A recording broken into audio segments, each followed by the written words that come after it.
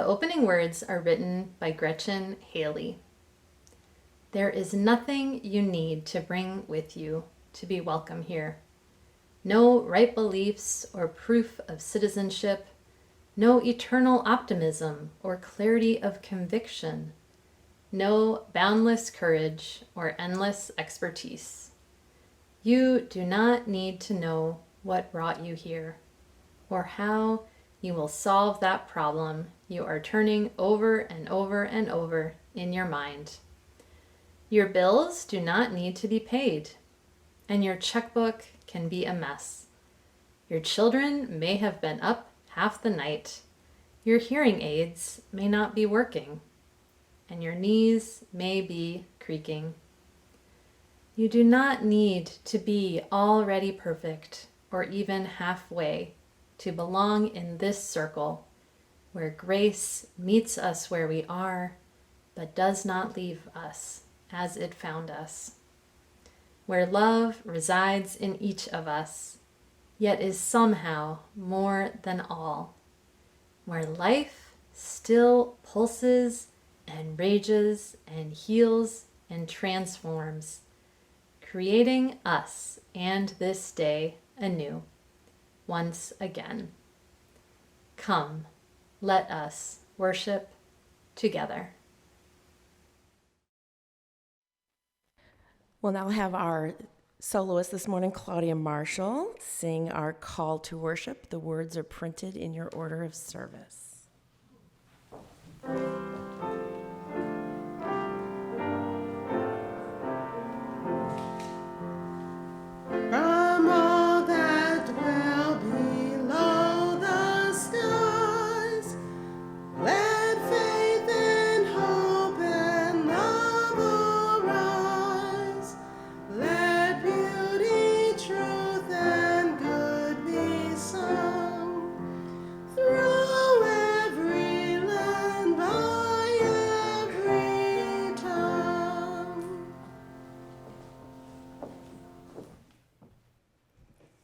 Good morning.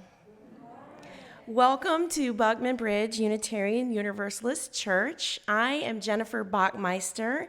I'm a member of the congregation, and I will be your worship associate this morning. My pronouns are she and her.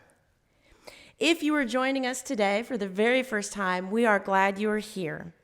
If you'd like to learn more about us after today's visit, you can visit our website at bbuuc.org.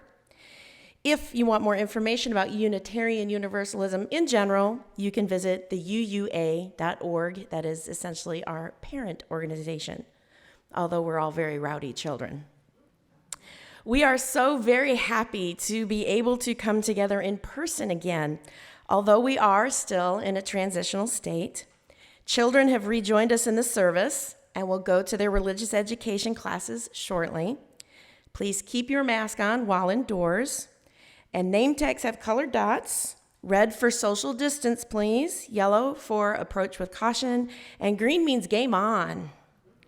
Please respect each person's personal bubble. And if you're not sure, go ahead and ask. It's a great icebreaker.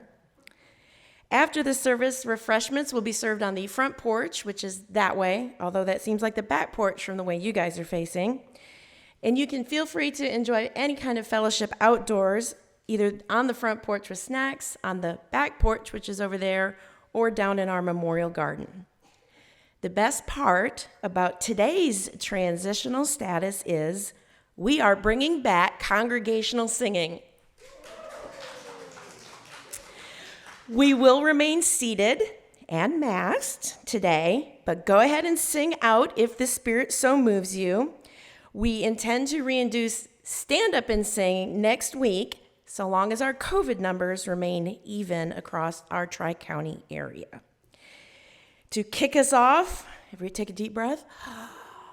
And I'm going to ask Claudia, you can let that breath go. I'm going to ask Claudia to come forward. We're going to sing our opening hymn number 100. I've got Peace Like a River. Please tell me you have hymnals, right? I see people looking. Yes, number 100. We're going to sing all three verses. Is it three? Three verses. We're just going to sing three.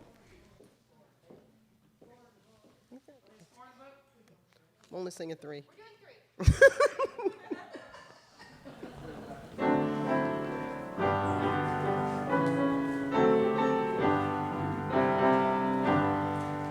got peace like a river. I've got peace like a river. I've got peace like a river in my soul. I've got peace like a river. I've got peace like a river. I've got peace like a river in my soul. I've got joy like a fountain. I've got joy like a fountain. I've got joy like a fountain in my soul.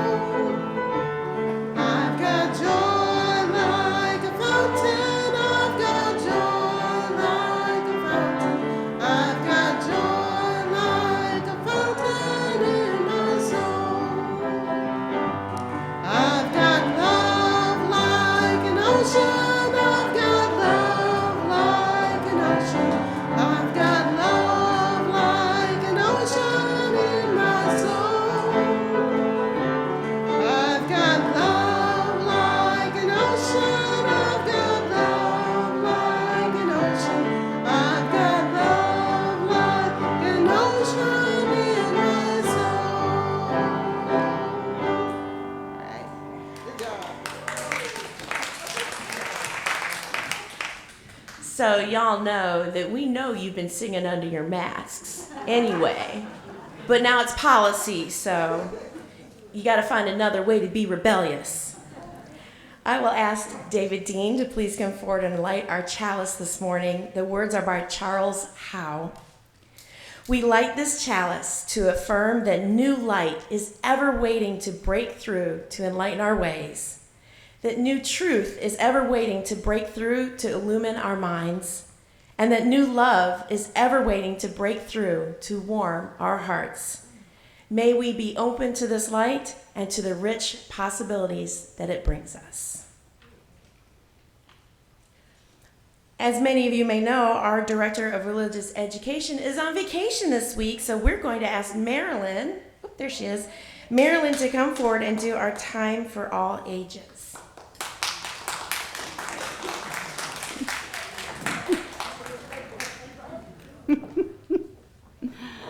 And I'm going to break tradition by asking Jennifer to help me with the Wonder Box. I wonder what's in the Wonder Box. There's a very pretty little bowl in the Wonder Box. I think this might be handmade. It is. Can that I yours? see? It is. It is. See how smooth it is very in nice. there? It's a Yeah. lovely, lovely little Yeah. bowl. Yes, it is. Okay. Show that to everyone. I forget that part a lot. We'll put it And yeah, can you put it back, please? Oh my gosh. Oh my gosh. Okay, we planned this. We planned this. Everything's okay. It's okay. Okay. So, we can take a breath. Thank you. Thank you so much for helping.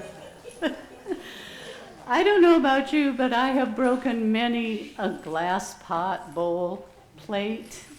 And how do you feel when you do that? Oh, why? Why did that happen? You want to repair it. You want to put it together again. Sometimes you can, sometimes you can't. Sometimes you do just have to throw it away. And what you see there is an art form about how to repair pottery. It's called kintsugi. Kintsugi. And there's a story that goes around with this that explains this. It is the practice of repairing pottery with gold. Kin means gold. Tsugi means connecting or joining.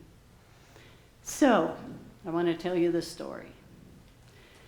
Long ago, in a kingdom far away, in Japan, and this is a story about Prince Yoshimasa, who lived in the 1500s.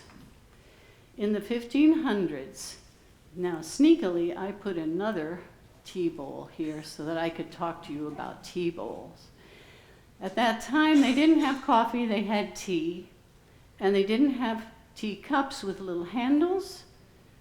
This is the way that you drank your tea, just like this. Okay?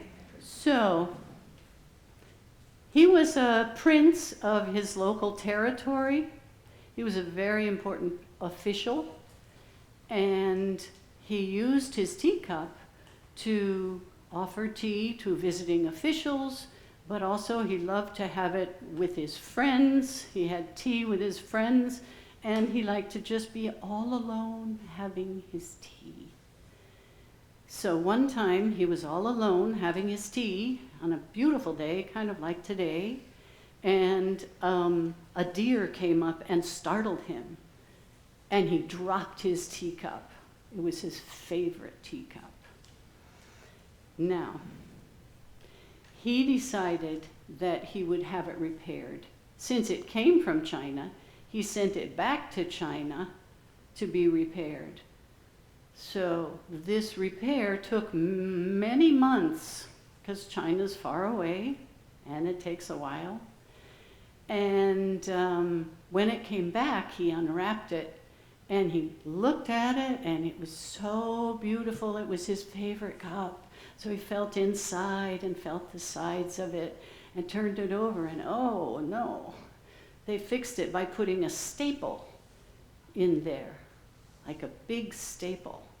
And he said, well, that doesn't work because the water is going to go right through. It looks beautiful, but I can't have my tea. So he asked the local craftspeople.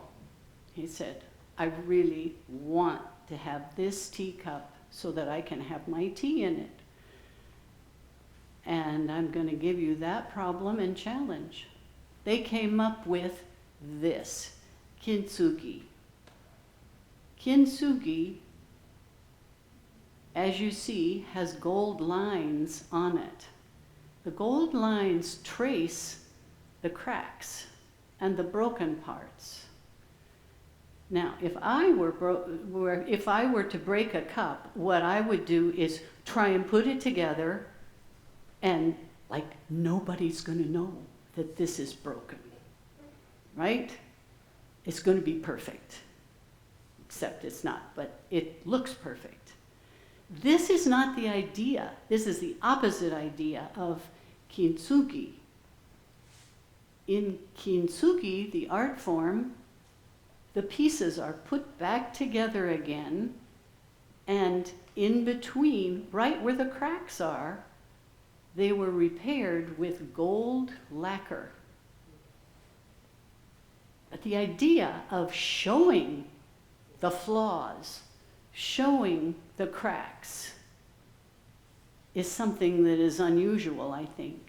And that's what makes it important, I think, for the story, because it made the cup more valuable, stronger, and it didn't ignore the fact that it was broken. So, I wonder how people can think about how it works with people. For instance, we have broken promises, okay? So, if I have a friend and all of a sudden the friendship is not working, do I ignore it? Do I glue it back together somehow?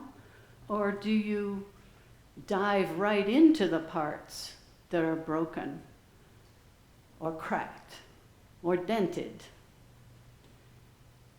I think that's the important part of this story, and there's a quotation from Rumi, the poet, and the quotation that I love goes like, "The wound is where the light comes in." And I thought that was really good. And that's the end.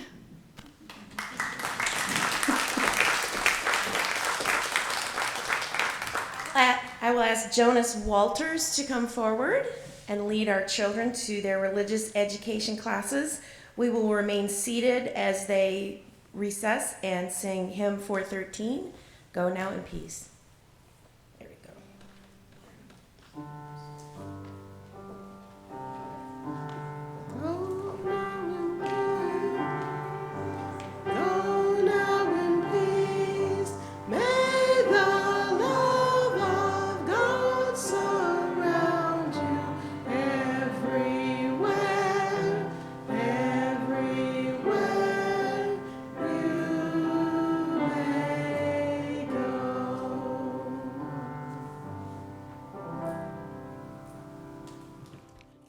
Actually had a set of teacups and saucers. They were different colors, but they were all polka dotted, and I dropped one of those cups. And I was so sad because it messed up the set. They were on a display shelf, and I glued it back together and discovered the Kinsaki method, but I didn't have any gold. So I bought one of those little Testor bottles of airplane paint and painted them gold. And when I got rid of the set, I actually downloaded a little story and I put it in the cup when I put it in the box to go to Goodwill. So I hope somebody also found that that was a beautiful way to repair something, and it kept everybody together. So when I saw that was the story today, I was like, oh, I've done that.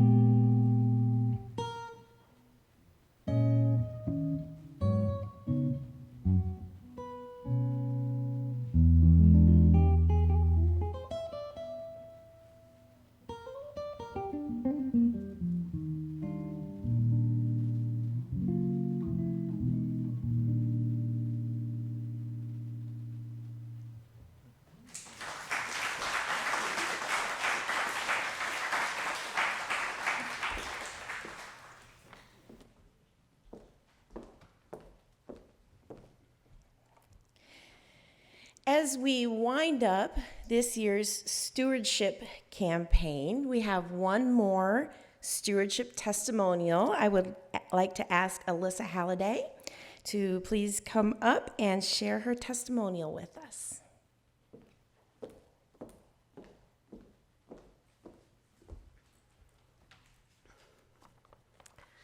Thank you, Jennifer. Good morning, friends. As Jennifer said, we are wrapping up Stewardship Month, and I'd like to share with you why I value our beloved church and why I choose to support it. For me, my journey with BBUUC began in the summer of 2017, so almost 5 years ago. A friend told me about the UU Church over in Arlington and a little about Unitarian Universalism in general. I was intrigued, so I did a little research, and I found that there were 3 UU churches closest to where I lived, one of those being in St. Augustine. So, me being my diligent self, I did a little research and looked into all 3 of these churches, and I decided I was going to check out all 3 of them and, just kind of see which one felt right and kind of decide from there. I decided to try BBUUC first, since my friend had never been there. So one Sunday in late July, I walked into BBUUC, and then I never left. I fell in love with BBUUC. I fell in love with the people. I fell in love with the community. I liked how each Sunday was so different. I liked the music. Most importantly, though, I am a mother, so it's not just about me. The children's program here is something I truly appreciate. I like how there's a time for all ages in the service. I mean, Chris Jarman is amazing, and Marilyn did a great job today, too, for her. I like how we sing our kids out to a special song, Go Now in Peace. The RE program, the OWL program, I wish I had these kinds of programs when I was a kid, but at least my children do. From the various dinner parties that we've attended, to the different adult RE classes, to our Journey Circle group, to attending the Nehemiah Assembly, the lessons I've learned and experiences I've had, I absolutely treasure. BBUUC is not just a place, it's a community full of wonderful people. We each have different backgrounds, we each have different strengths. I don't know how connected or involved you are with our church, but I encourage you to try something new or share your talents with us. Chances are there's a BBUUC committee out there that needs you, needs your help. I've personally found that the more you give, the more you receive. In the past, I've had the pleasure of serving on the pastoral care team, where I learned so much about this unique way of giving and working with a special group of people. I'm currently a part of the worship committee, where I've really found my niche. I get to help put together and lead these wonderful services we have every Sunday. I'm so grateful to be a part of this group and the talented people that I work with. And my spirituality has really grown because of my direct involvement with the church. I truly appreciate my church community, and I'm happy to give back and support this community by donating my time, my talents, and my treasure. I hope that you find, or maybe you've already found, your special way of connecting with this church community. Being a part of a community is a beautiful thing, but especially being a part of the BBUUC community. Thank you.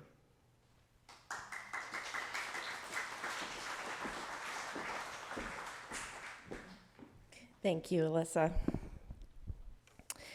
As we continue to transition back to a pre-pandemic style of worship, we are grateful to be able to collect the offering in person instead of relying solely on the Dropbox or online transactions.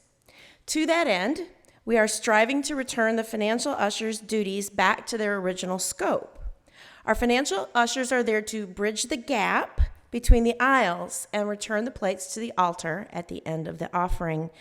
We are asking our ushers to let go of the plate, quite literally, and encourage the congregation to pass the plate. Granted, there are times when there's only one person in a row or there's a very large gap between people, and the financial ushers are certainly there to help. Passing the collection plate isn't just about gathering money for the church. To be sure, we still have other options than the plate, credit card, automatic account withdrawal. You can log on, click, and be done. But there's seemingly more to this than just the passing the plate. It's about community. Whether you donate your pledge in the plate each week or just drop a couple dollars or some change or add no money at all, passing the plate is about acknowledging our community. It's affirming we are each a part of a community that we enjoy with each other. It's a building block for the ideal community we want to live in. When you take the plate from your neighbor and pass it to the next neighbor, you are in effect saying, I am here with you.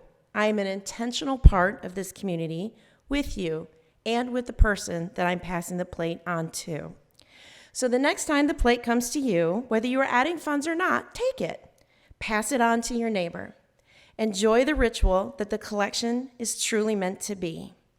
From you I receive, to you I give, together we share, and from this we live. I'll now ask our financial ushers to come forward, and we will collect the offering. At the completion of the offering, we can join Claudia in singing hymn number 123, Spirit of Life. That's right? That's right, okay.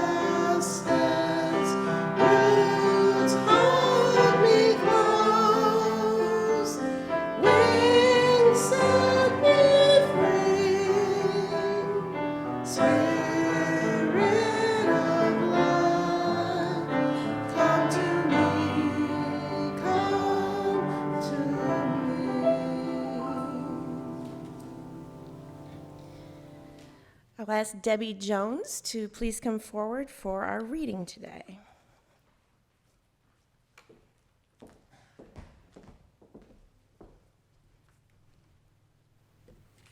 This poem is called "A Blessing for a Broken Vessel" by Jan Richardson. Do not despair. You hold the memory of what it was to be whole. It lives deep in your bones. It abides in your heart that has been torn and mended 100 times. It persists in your lungs that know the mystery of what it means to be full, to be empty, to be full again. I'm not asking you to give up your grip on the shards you clasp so close to you, but to wonder what it would be like if those jagged edges meet each other in some new pattern that you have never imagined, that you have never dared to dream.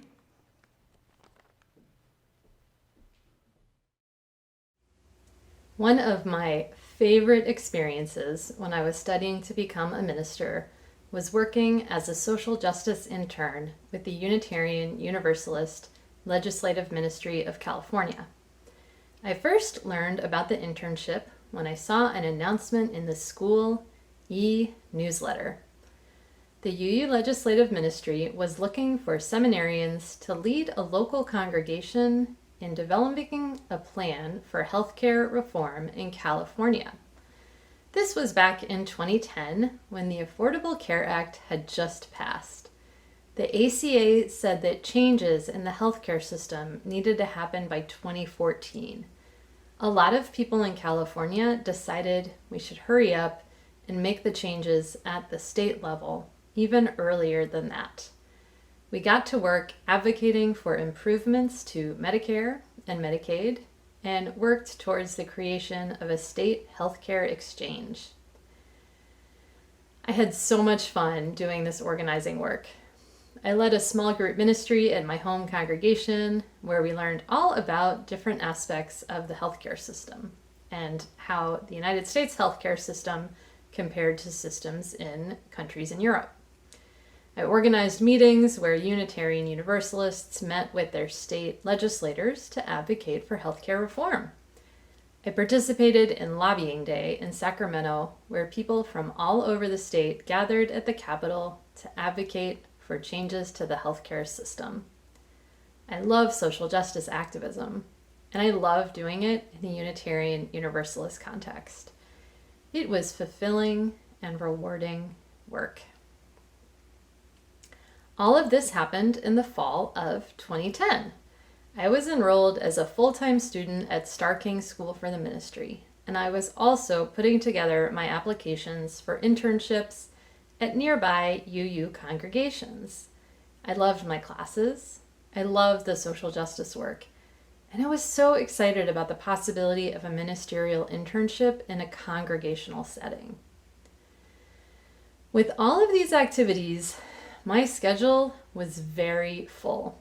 Every day I woke up and my head filled with deadlines and to-do lists. I had the sense that I needed to spend my every waking moment working towards my goals, or everything was going to fall apart. I started to feel anxious. Then I started to have a hard time sleeping at night. I would go to bed and fall asleep at a reasonable time, like 10 p.m., but then I would wake up around 2 a.m. My mind would start racing as I thought about everything I needed to do. I would then start worrying about how I wasn't sleeping. I would lie awake for hours, finally drifting off around 5 or 6 a.m. I woke up groggy and frustrated. I was then unfocused and unproductive during the day. This added to my anxiety, and the cycle continued. I wanted so badly to sleep. I wanted to get rest at night so that I would have energy during the day to do all the things I wanted to do. I felt betrayed by my body. It was not cooperating with my plans. I went to see my primary care doctor. She prescribed a medication called lorazepam, also known as Ativan. It is a benzodiazepine, and it's prescribed to treat anxiety and insomnia. When I started taking it, It was a wonderful, wonderful drug. I took it before bedtime. I lay down in my bed and closed my eyes, and I slept for a blissful 8 hours. I loved it. I slept at night, and I woke up refreshed and renewed. I dove into my studies, my activism, and my internship applications. I was able to be productive and efficient during the day. After 2 months of taking this wonderful medicine, my doctor told me that it was not intended for long-term use. She was not going to renew my prescription after 60 days. She explained the idea was to use the drug to help me transition to being able to sleep through the night on my own. She suggested I try some meditation practices at night to help me sleep. With no other choice, I stopped taking the medication. When I stopped, my insomnia was worse than it had been before I started taking the medication. I once again laid awake at night, thinking of everything on my to-do list and worrying about deadlines. I went through my days in a fog. I now know there's a name for what I was experiencing. It is called rebound insomnia. Rebound insomnia is difficulty initiating or maintaining sleep that is worsened in the context of the abrupt discontinuation of sleeping pills. My body had become dependent on the medication to sleep. When this happened, I fell into despair. I had been struggling and I had reached out for help. The help I received from a trusted doctor led to my problem becoming worse than ever. I knew I was not going to be able to continue with my schoolwork, my internship, and my internship applications. This knowledge was devastating. All I wanted to do was be a full-time student, do this justice work, and prepare for my future. The people around me seemed to have it all together, and things didn't seem this hard for them. I didn't know why I was the one falling apart. I felt like a failure. Going through the process of getting the medication and stopping it forced me to realize that I could not solve the problem through sheer willpower. Willpower was not going to help me sleep. Willpower was not going to allow me to fight through my exhaustion every day to get done all the things I needed to get done. I finally made the very difficult decision to cut back on my workload. I only did it when it was the last possible option. I couldn't see another way forward. It was painful. I had tied my sense of self-worth to my accomplishments and to my identity as a busy and successful student. It felt like failure to admit that I just couldn't do it all. I talked with my spiritual director to figure out what to do next. I decided to change from being a full-time student to being a half-time student. That way I could continue the activism work that I loved and continue planning for my ministerial internship. Switching to half-time meant I had to call professors who I loved and deeply respected and tell them I needed to drop their classes halfway through the semester. It was so scary to make those calls. But it probably won't surprise you to know that they responded with care, compassion, and understanding. I'm very grateful to them for that. I knew that in order to sleep better, I would need to reduce my commitments. If I didn't have as much to do, I wouldn't worry so much about falling asleep. Paradoxically, needing to sleep less would allow me to sleep more. I took a couple of weeks to experience nighttime without sleeping medication and without worrying about daytime deadlines.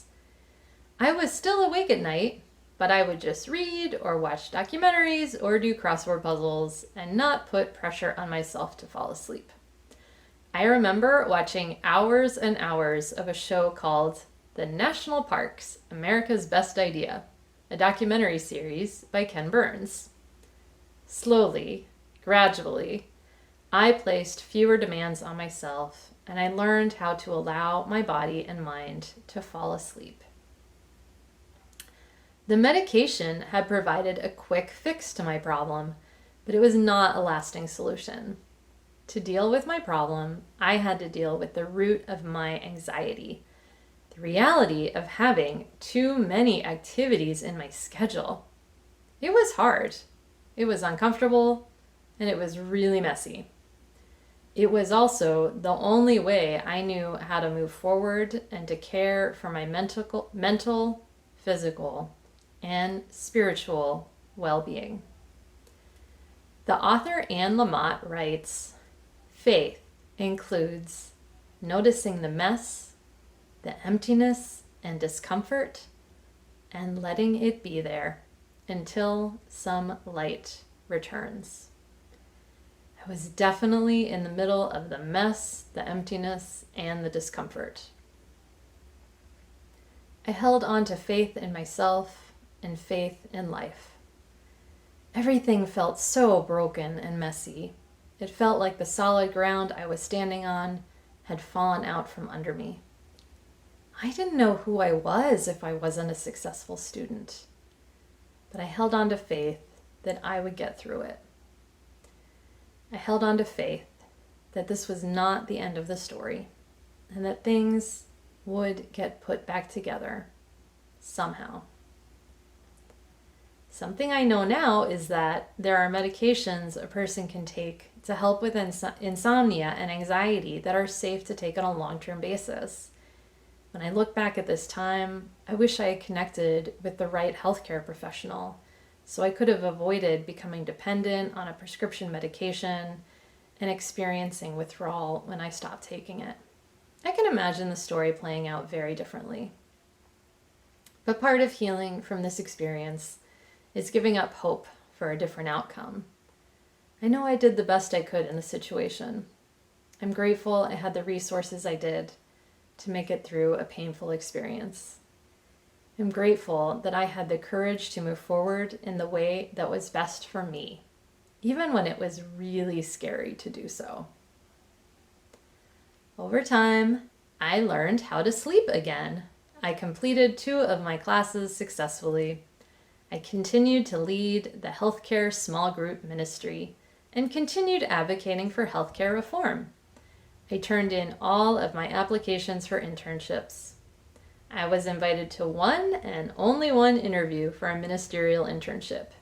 I was chosen to be their intern for the 2011-2012 church year. In that time, I took a morning yoga class 2 days a week. I walked my dog in Golden Gate Park. I did very short meditation practices. I found friends and companions who were good listeners, people who could be present with me without trying to fix or change me. I did the best I could to care for my emotional, spiritual, and physical well-being. Whenever I had a hard time sleeping, I knew it was a warning sign, and I would find places where I could cut back. All of these practices helped me prepare for the experience of serving as a full-time intern the following year. When I was going through the hardest part of this time, my spirit felt broken into pieces, and I couldn't imagine how I was going to put them back together. I needed to take time to dwell in that broken place and experience that grief before I could move forward. In time, I started to heal and mend. In the Japanese art of kintsugi, artists begin with a broken piece of pottery, such as a bowl. They take golden lacquer and use it to put the pieces back together. The gold highlights the cracks rather than hide them. The gold emphasizes the imperfections in the pottery. Like the Japanese art of kintsugi, I slowly put the pieces of myself back together and connected them with the lacquer of compassion and kindness. My friends, family, and my spiritual director all helped me with the process. I took comfort in the love of my cat and my dog, in the beauty of nature, and in the peace of yoga.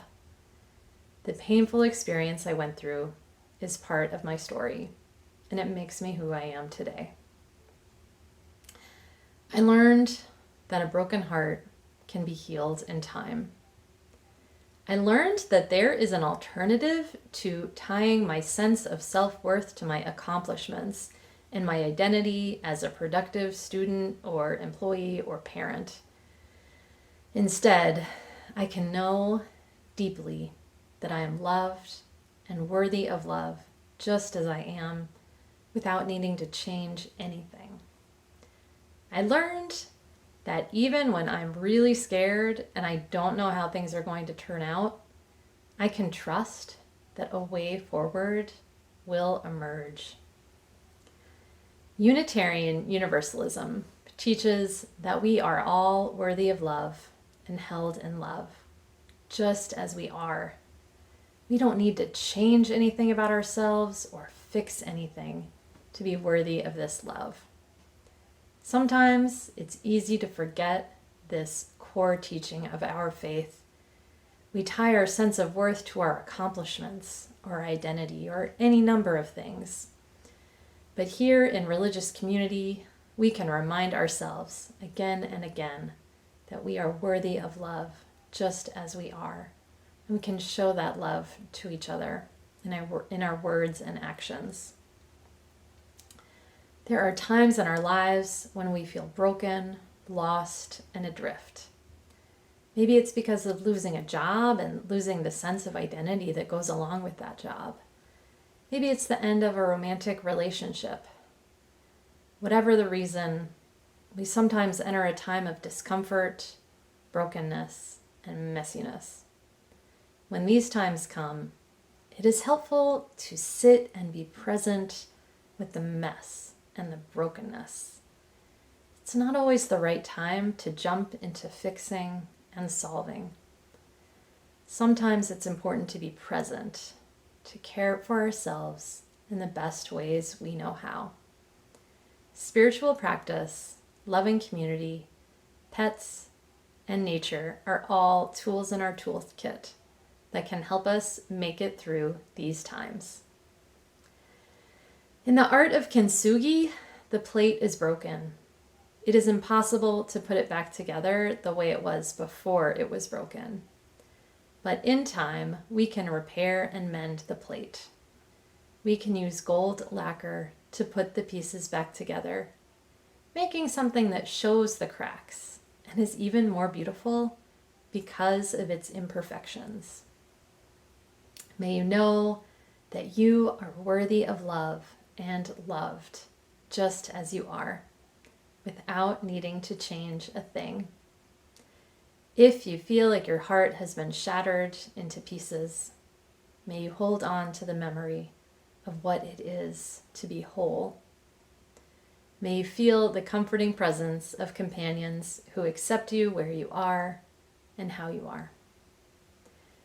In the places where you have felt broken, may you mend and repair the pieces of your heart, creating something new and beautiful in the process. Wherever you find faith in God, in love, in yourself, in life, may this faith sustain you through the joys and sorrows of your life. May it be so. Amen. Our closing hymn today is hymn number 6, way at the front of the book, Just as Long as I Have Breath. We are right on time, but I love singing and you guys sound great, even in masks. Keep it up. I know you've been doing it anyway. Hymn number 6, Just as Long as I Have Breath. We'll sing 3 verses, and then please remain seated for the benediction.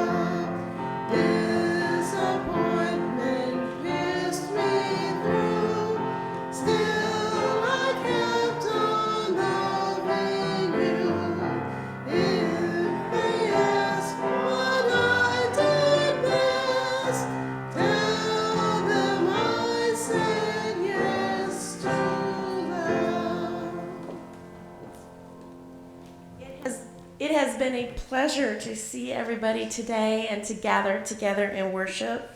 A factoid, the spring equinox hits us at exactly 11:33, which may be this moment now. Winter's over! So says planet Earth. Our benediction today comes from the hymnal. It's number 685 by T.S. Eliot.